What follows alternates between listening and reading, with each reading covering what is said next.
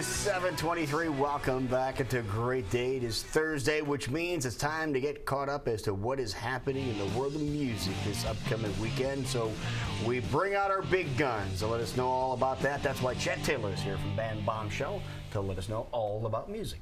Good morning, guys. How are we you? doing? Doing all right. Keeping busy here. We got a few weeks that were kind of slow and quiet after the fair and all that stuff, and now we're ramping back up. A lot of stuff to talk about. So let's just go ahead and hop into it. First of all, Christopher the Conquered has a new album coming out. Good. And if you haven't heard him before, you really should. He's an incredibly talented, incredibly creative man. And his most recent album, A Passing Melody, was recorded over at Salisbury House. If you've ever been there, they have this giant, priceless Steinway piano that he recorded the album on. And to kind of celebrate the release of that, he's doing a show back at Salisbury House where he'll play that Steinway again. And so he's going to have a crowd. Basically, if you haven't been to Salisbury House, what's wrong with you? I mean, it's this gorgeous building. Yeah, the piano is big, and again, it's just this priceless piece of art. And he'll be playing the album on that Steinway. So it's a really cool, neat show. Yeah, that's going to be this Saturday. Tickets are $25 at Salisbury House. You can go to salisburyhouse.org, get more information on that. 7 p.m. So a really cool, really interesting kind of a show to check out a new album. So. Beyond that, also at the Des Moines Social Club this week, we have a hip-hop show coming up. Really? It's called Freshen Up Volume 1. It's going to be a series of stuff. It's got some local musicians. It's got rappers Marqueus, Duke the Truth, Toby Diligent, Top Flight, and Horizon. There's also going to be a spoken word performance from Larry Moore happening.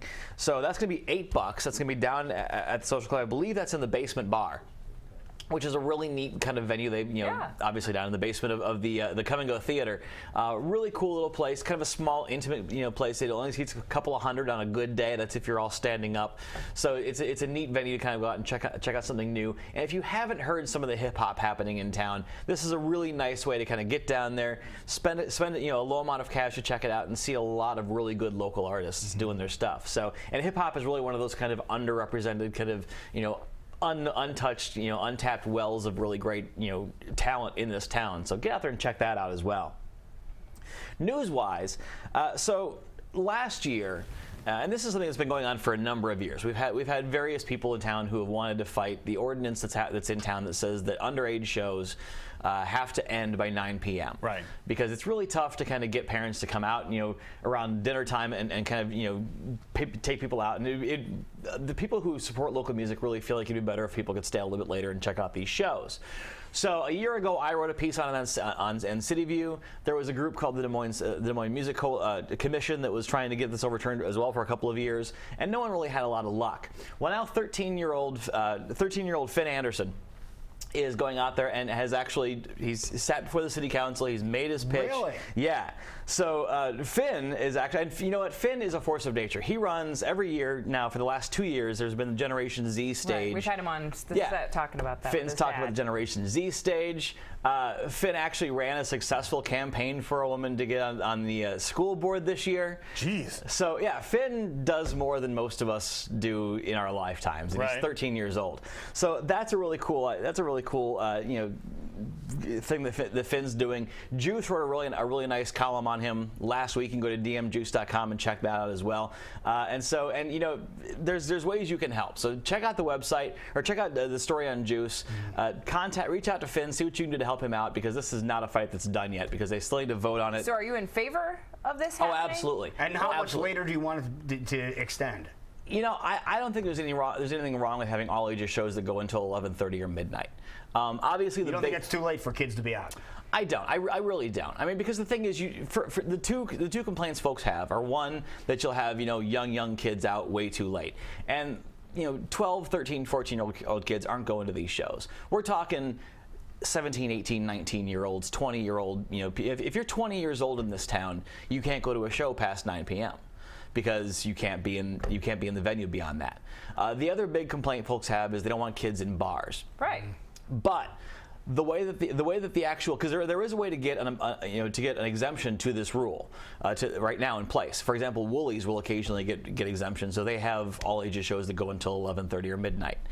So there's a way to do it, and the way that rule is set up keeps kids out of bars, because you can't just have a bar and put a band in the corner and say, we're a music venue, come on in, teenagers. It's got to be a place that has a dedicated stage, it's got to have a sound system, it's got to have a certain size capacity, and then they have to have extra security in place to wristband people who are 21 and over, check IDs, that sort of thing. So there are already safeguards in place that will keep kids out of bars, and not drinking and stuff. So that safety is not really as big of an issue as the proponents of the law, or the people who are against the law, would have you believe.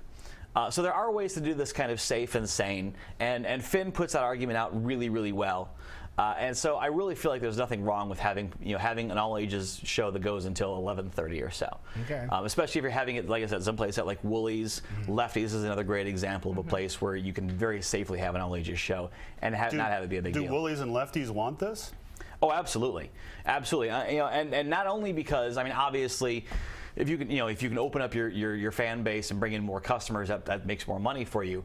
But also because Sam Summers and Eric Brown and Ann Mathy all are very deeply committed to the local music scene, and you don't grow a music scene in a town of any size without engaging the young people, because those are the people who are going to be lifelong fans of local music. Keep coming back. The people who will become band members in the future. I would give it about a 20% chance. It's an uphill battle. Yeah. There's a lot of things in town that we just can't get around as far as promoting and encouraging local music that the city is clearly just against for one reason or another. Bands, for example, can't post flyers on buildings or on telephone poles, that sort of stuff, which is an odd law, but that's what we're up against. I can see the city council meeting you halfway. We're keeping younger people out and then letting people that are 17 or so stay out later. I can see meeting you halfway.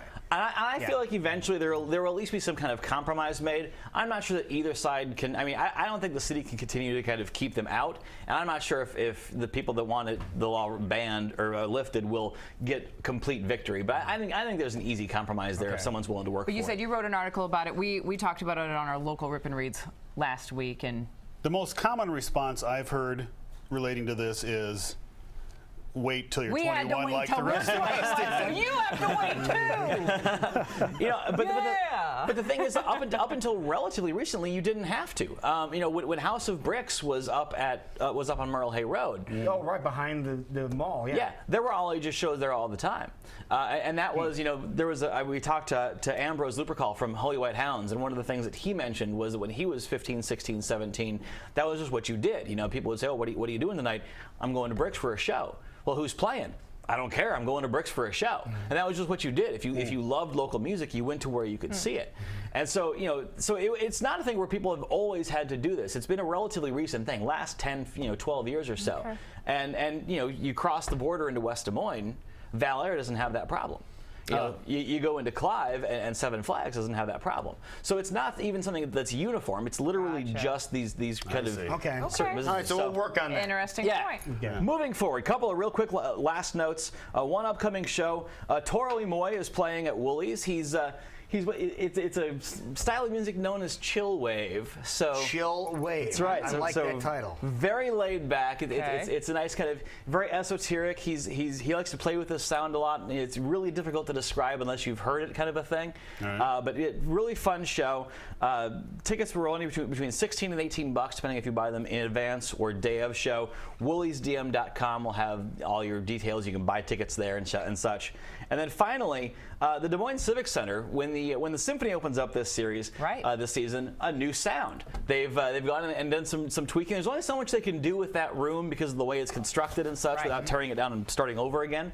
But they've built a new shell, which you saw a brief picture of there, which is a maple veneer, which will help project the sound a little bit better. It's gorgeous. They've got some new baffling up on one of the far walls to help dampen some sound and eliminate some echoes. Interesting. Yeah, so they've made some very small, minor adjustments that have a big effect on the kind of sound that you get, the kind of mid-tones that you hear, and canceling out a lot of the echoing and noise. So when the symphony opens up, brand new sound for them. Perfect. All right. Now, people want to find out other things that are going on musically. How can they do so? I'm in City View every week, and you can check out bandbombshell.com. New stuff every day. Perfect. Well done as always, man. Good to see you. Thanks, guys. All right, buddy. It's 7:33. This is Great Day Live on KCW.